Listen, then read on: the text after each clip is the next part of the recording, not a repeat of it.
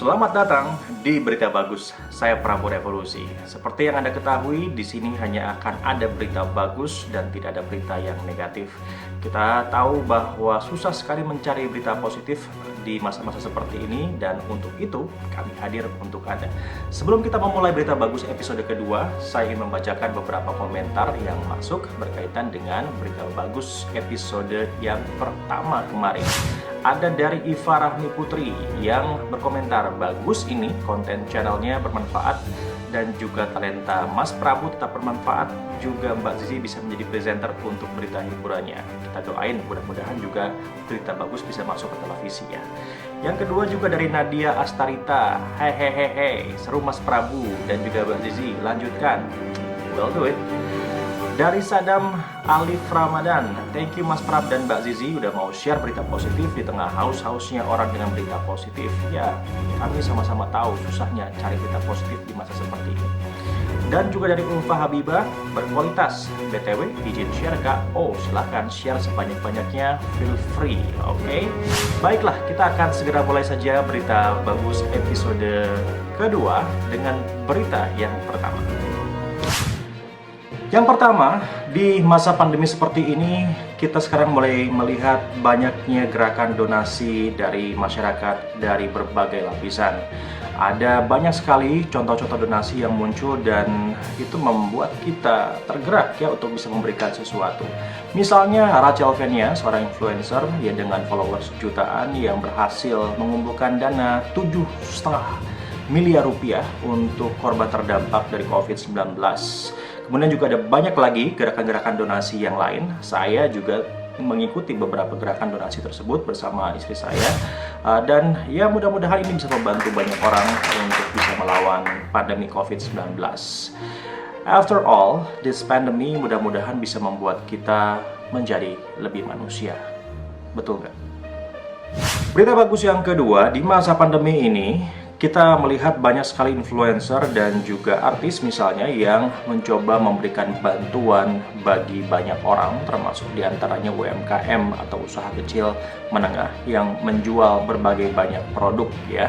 Misalnya Ernest Prakasa yang mencoba untuk membuat satu segmen makan apa hari ini di Instagramnya, berusaha untuk membantu para pengusaha kuliner menengah ke bawah agar produk-produknya bisa tetap laku dan juga dikonsumsi oleh masyarakat banyak. Mudah-mudahan gerakan ini bisa membantu. Selain Ernest juga ada Uco dan juga ada rekan saya Daniar yang kurang lebih memberikan bantuan yang sama bagi pengusaha-pengusaha kecil agar bisa tetap survive dalam menghadapi pandemi yang sama-sama kita ketahui cukup berat. Untuk berbicara lebih lanjut lagi, saya akan coba mewawancarai Daniar Ahri ya tentang kenapa Daniar mau memberikan layanan seperti itu dan juga tentunya bagaimana ceritanya sehingga pada akhirnya bisa memberikan bantuan tadi. Wait Mas Prab. Hai Dan. Wow, rapi amat Hai. ya. Hey. Rapi banget sih. Oh my God, ini aku bersembunyi loh di antara kasur. Kalau enggak, ntar Dames ngintil. Kan ceritanya lagi siaran, jadi gue Oh, luar pakai biasa loh. Kok nggak jas, pakai bilang-bilang sih? dasi, tapi celananya sih, iya. Ampun. Ampun. Apa kabar Mas Prab? Baik, baik. Gimana Dan, apa kabar? Alhamdulillah, baik. Ini lagi libur kan? Tadi kan Kicap kan yang siaran. Iya, tadi habis siaran langsung live IG, lama banget lagi live IG-nya, 1 jam 40 menit. Oh, aku tadi ketinggalan. Tadinya tuh pengen nonton, cuma tadi tiduran bareng sama Dames. Ya, nggak nonton deh. Nah, terus yang sekarang itu kita mau bahas tentang public figure atau influencer yang di era pandemi ngasih bantuan sama UMKM gitu kan ya, yang jualan makanan gitu untuk masukin di Instastory-nya gitu. Daniar waktu lagi awal-awal kepikiran kayak gitu, itu apa sebabnya? Sebabnya ini sih, jadi kan sebenarnya sih emang itu bukan aku yang pertama kan. Ngeliat-ngeliat influencer-influencer yang lain juga waktu itu belum begitu rame. Terus cuma aku ngeliat salah satu gitu. Oh kayaknya bisa juga deh kayak gini ya, meskipun followersnya nggak seberapa sih ya, cuma kan ibu-ibu garis keras tuh yang follow. Terus aku tuh kayak waktu itu kan mulai tuh pas pertengahan April, sedangkan Indonesia udah mulai corona tuh di pertengahan Maret kan, mulai masuk kasus corona pertama. Jadi tuh udah ngerasain efeknya sekitar hampir setengah bulan bahkan sebulan gitu kan dari corona.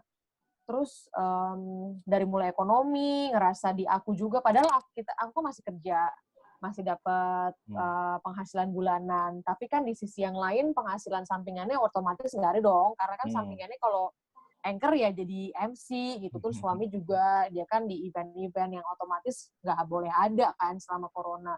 Jadi aku kayak mikir nih orang-orang dari aku aja yang masih punya penghasilan bulanan karena masih kerja, alhamdulillahnya, itu tuh merasa kayak harus survive gitu, karena kita nggak tahu sampai berapa bulan lagi corona ini akan berakhir di Indonesia gitu.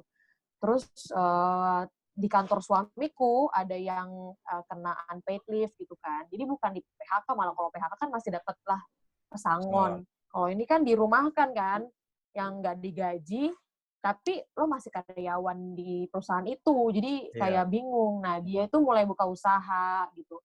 Terus aku langsung mikir, apa banyak ya orang-orang yang buka usaha tiba-tiba di masa corona kayak gini karena mereka kehilangan pekerjaan sampingan, atau ya berusaha untuk cari kerja sampingan karena mereka nggak tahu sampai kapan mereka akan di-hire sama perusahaan itu, sampai kapan mereka punya tabungan dan akan bertahan gitu kan.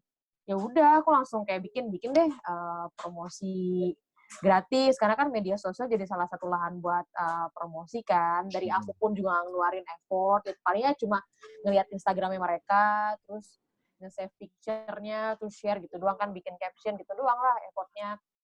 Ya dengan harapan mudah-mudahan sih dari followers itu bisa ngeliat dan seenggaknya ingat terus, kalau misalnya gue pengen beli makanan ini kesini, dan dia waktu itu pernah share gitu sih. Karena kan biasanya kalau ada produk yang menghubungi, meskipun endorse-nya diem-diem, kan bayar ya. Kan bayar, ya kan. Tapi kayak udahlah, kita mau sama-sama bantu, jadi kayak simbiosis mutualisme aja gitu, sama-sama menguntungkan aja gitu, Mas Prab. Waktu lagi pertama kali announce di feed ya atau di Instagram, gue mau promoin deh usaha-usaha kalian, itu responnya kayak gimana tuh, Dan? Justru banyak banget. Jadi setiap waktu itu aku nggak nyampe berapa menit lah aku share gitu kan, terus banyak produk gitu yang kayaknya sih itu followers aku ya gitu. Dan ada juga beberapa yang di luar karena masuk DM-nya tuh karena bukan di yang direct message yang bisa kita lihat gitu loh. Jadi bener-bener yang di luar itu. Banyak banget justru di hari pertama. Jadi aku sampai yang wow banyak banget nih, bener-bener mereka tuh pengen banget dibantuin untuk jualan gitu, entah itu karena memang mereka tiba-tiba jualan atau udah lama mereka jualan, dan karena ada kesempatan ini ya mereka pengen berusaha untuk dapat pasar yang lebih banyak gitu kan, karena banyak orang yang stay at home, karena kan banyak kan makanan Mas Prab, mungkin mereka kayak, ini kesempatan nih, tadinya gue pengen nih endorse ini, mungkin endorse siapa gitu, tapi kan takut mungkin mereka tanya pasti bayar atau gimana gitu. Jadi justru lebih banyak waktu pas hari pertama. Jadi bahkan aku sampai kesini-sininya tuh jarang, karena kalau misalnya aku share nih kayak, ayo mau bantuin promo, tuh pasti ada lagi yang masuk baru gitu. Padahal itu aku maksudnya kayak yang siap-siap mau bantuin promo nih. Itu tuh yang kemarin belum sempet aku share, karena saking banyaknya kan nggak enak juga ya kalau Instastory itu isinya makanan atau jualan semua gitu. Jadi akhirnya aku stop dulu di hari itu berapa, next day baru. Nah jadi berhenti dulu deh gitu. Jadi karena saking banyaknya, atau juga karena aku nggak selalu megang handphone gitu. Jadi ada beberapa saat aku tunda saking banyaknya gitu Mas Prab. Dan tapi sebelnya adalah ada aja netizen julid. Gimana julidnya? Julidnya. Julidnya tuh kayak sampai akhirnya tuh ada aku bikin postingan, bener-bener ini tuh promonya gratis ya, aku nggak minta bayaran apapun gitu, karena ada beberapa yang langsung nyari keuntungan gitu kan, siapa nyari keuntungan, nggak yang ngambil kesempatan dalam kesempitan, enggak, sama sekali enggak. Bahkan aku kan emang di awal tuh postingnya cuma yang mau bantuin promo gitu intinya, nggak ngomong soal nggak usah kirim barang apa segala macam gitu, nggak yang aku bold banget gitu soal itu. Tapi emang aku berniatnya tuh tulus, cuma mau bantuin mereka promosiin. Jadi di aku pun tulus, di mereka juga nggak terlalu berharap yang banyak gitu kan, karena ya orang gratis juga kok gitu kan. Ada juga netizen yang julid tuh yang cari kesempatan ya biar dikirimin makanan atau biar dikirimin barang. Ya ampun, nggak sama sekali deh. Jadi mana itu netizen? ada netizen sama siapa tuh netizennya? Sini. ada kita datengin apa nih? Datengin. Jadi bener-bener yang ya nanti kita kasih surprise. Jadi ya ampun. Terus ya ada orang yang mau ngirim, alhamdulillah. Karena aku bener-bener yang mau ngirim nggak, sebenarnya nggak apa-apa kok. Misalkan ada beberapa tuh yang, Kak Daniar, thank you banget ya udah dibantuin promosiin gitu di Instastory-nya. Aku mau kirim ya, minta alamatnya ya gitu. Misalkan minta alamatnya kan pasti kan langsung berpikir, oh dia mau ngirimin barang nih. Terus aku pasti selalu kayak tanya dulu, udah nggak perlu gitu. Aku cuma membantu dulu, nggak apa-apa Mbak Daniar, biar nyobain aja. Oh ya udah deh, masa niat baik orang ditolak kan nggak enak jatuhnya kan di kita. Ya udah deh, aku kasih kirim alamatnya gitu. Atau bahkan ada yang sampai, Kak Daniar, aku titipin jualannya gitu. Ya ampun, aku sampai yang aku posting lagi. Aku posting lagi itu, maafin ya dalam hal ini cuma buatin promo, tidak menerima jual beli gitu. Oke deh, dan thank you banget lo udah berbagi kebaikan terus buat masyarakat yang lain. Yang jelas sih pasti mereka ngebutuhin. And thank you for reminding us to keep ourselves positive and do positive impact for others. Thank you so much. Kita pamitan ini dong, good morning dong. Jadi gimana? Mas Prabu dulu dong biasanya. Kan aku yang terakhir. Gue lupa ya. Ya, gitu. Usai sudah good morning edisi hari ini. Oh gitu. iya. Oke, usai sudah good morning edisi hari ini. Saya Prabu Revolusi. Saya Daniar Ahri. Have a great day and stay positive. Stay positive. Dah, Mas Prabu. Berita bagus yang ketiga, seperti yang kita ketahui bahwa lapisan ozon yang merupakan tabir surya bagi bumi sudah bocor atau berlubang di daerah kutub utara dan juga di daerah China dalam beberapa dekade ke belakang. Penyebabnya tentu adalah aktivitas manusia yang berlebihan, terutama polusi udara yang pada akhirnya membuat lapisan ozon ini menipis bahkan juga berlubang. Namun dikarenakan adanya gerakan work from home dan juga manusia di dunia sekarang ini menghentikan kegiatannya, pada akhirnya polusi udara menjadi berkurang drastis dan kabar bagusnya adalah lapisan ozon sudah mulai menutup kembali. Ini sebuah simulasi terlihat bahwa sebulan terakhir ada perubahan yang begitu ekstrim dan juga besar di lapisan ozon yang ada di Antartika. Artinya cuaca sudah mulai membaik. Jika memang demikian adanya, apakah ini artinya sebetulnya bumi sedang sakit dan juga membutuhkan istirahat? Dan virusnya sebetulnya adalah kita, manusia. Berita bagus yang keempat, Selandia Baru menjadi negara kesekian yang berhasil mengatasi penyebaran virus corona. Dalam rilis persnya, Perdana Menteri Jacinda Ardern mengatakan bahwa mereka berhasil memenangkan pertempuran melawan COVID-19. Setidaknya ada beberapa hal yang dilakukan oleh Selandia Baru yang tentunya bisa kita contoh untuk bisa mengatasi virus corona ini. Yang pertama adalah tindakan yang cepat. Di awal ketika virus corona menyeruak ke beberapa negara, Selandia Baru langsung melakukan kebijakan lockdown dengan membatasi orang-orang yang masuk ke negaranya, dan orang-orang yang sudah masuk diwajibkan untuk melakukan karantina mandiri selama 14 hari. Lalu yang kedua adalah melakukan tes corona yang cepat dan masif. Dan ketiga adalah kombinasi antara sains dan juga kepemimpinan yang berwibawa sehingga membuat masyarakat mengikuti dan juga percaya dengan pemerintah, terutama dengan kebijakan lockdown ini. Setidaknya itulah yang bisa kita pelajari dari Selandia Baru dalam mengatasi virus corona ini. Semoga Indonesia juga bisa segera keluar ya dari pandemi ini. Selanjutnya kita akan sama-sama ikuti berita hiburan yang akan dibawakan oleh koresponden hiburan saya, Zizi Syahab.